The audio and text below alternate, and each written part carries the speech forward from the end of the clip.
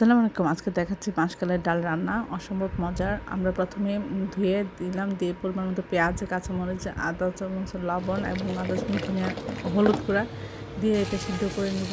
সিদ্ধ হয়ে গেলে আমরা এর মধ্যে ঝোল দিয়ে দেবো। দিয়ে আমরা এর মধ্যে দিয়ে দিচ্ছি 1 চামচ ধনিয়া গুঁড়া, আধা চামচ জিরা গুঁড়া আর কয়েক চামচ রসুন ছেঁচা দিয়ে আমরা এভাবে নাড়াচাড়া করে এটা জাল করে নেব। যখন জাল হয়ে যাবে পুরোপুরি আর টেস্ট মোটামুটি ঠিক হয়ে যাবে, তখন আমরা পাশাপাশি এর মধ্যে আমরা তেলের মধ্যে পেঁয়াজ দিব, এখন 3 চামচ রসুন ছেঁচা দেবো, দিয়ে এটা লাল লাল করে আমরা ভেজে নেব। এটা ভাজার উপরে স্বাদটা ডিপেন্ড করে।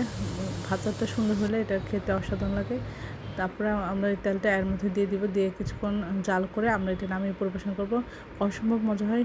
সবাই আমার চ্যানেলে লাইক করুন, শেয়ার দেবেন, সাবস্ক্রাইব করবেন, প্রিয়জনকে বেশি বেশি করে শেয়ার দেবেন। আমার চ্যানেলে সব রকম রান্নার রেসিপি রয়েছে, আশা করি